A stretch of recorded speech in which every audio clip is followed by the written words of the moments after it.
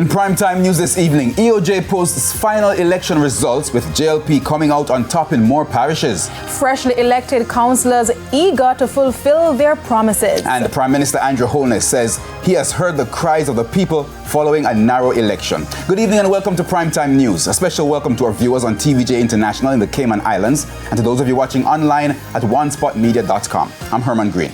And I'm Kalisha Williams with a preview of what's to come in the financial week. Here's Javon Keys. Well, Kalisha, this age is all about applications, and one pharmacy in Manchester is spending millions to bring a new app which will also have an accompanying drone delivery service into operation. I'll have the details later on.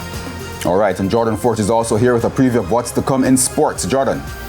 Well, Herman, I can tell you that Jamaica is off the mark at the World Athletics Indoor Championships in Glasgow, Scotland. Akeem Blake securing the country's first medal at the event. I'll have all the details a little later on in sports. And Romain is also here with the weather. What's the coming weather reports? Thanks, Kalisha. Now, this weekend we are expecting a few morning showers mainly across the north, but dry conditions are expected otherwise as we move into next week. All right, there's also sports commentary and E-Prime in the newscast. But before the break, here's our feedback question. This evening, we're asking, what would you like your municipal corporation to focus on this term? Now you can share those comments online at facebook.com/televisionjamaica or on X at tvjnews center.